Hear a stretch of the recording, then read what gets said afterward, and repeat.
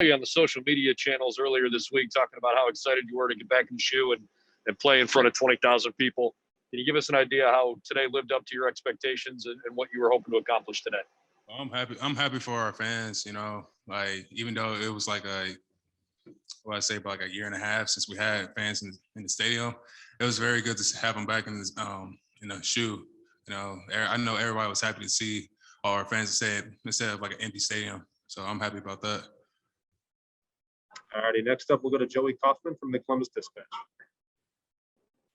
Thayer, you've seen Jack Sawyer throughout this spring practice, and Coach Day mentioned that he's had games like this throughout practices all spring. Were you surprised by what you saw today, or has he done this pretty consistently? He's been doing it very consistent because he's been getting work with, Coach Johnson, Zach, Tyreek, all the veteran players that actually have played, and he's been working and he has a motor, and I'm just happy that he's on our team. All righty, next up, let's go to Spencer Holbrook, Letterman Row. Thayer, how difficult is it to evaluate your performance and some of the offensive line and just how the day went? How difficult is it to evaluate when you're just thudding up and you're not really getting to really get after it today? I don't think that's very difficult because what we say, for instance, like when we run the ball and we get like a big game, I know how we did. It could be perfect, yes, but at the same time, I know how good we are during the play. All righty, next up, we'll go to Bill Rabinowitz from the Columbus Dispatch. Hi, Thayer. You've been able to watch these quarterbacks, block for these quarterbacks all spring. Give me your impressions of where it stands. I know you don't know who's going to start, but just your faith in them. I feel very comfortable with all of them, So to be honest, it's very Tyrese.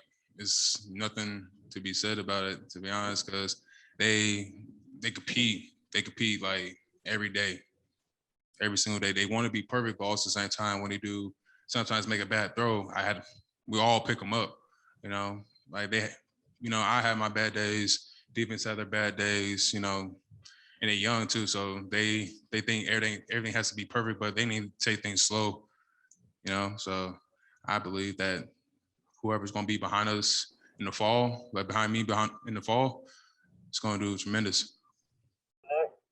All righty, next up, let's go to Austin Ward, Letterman Row.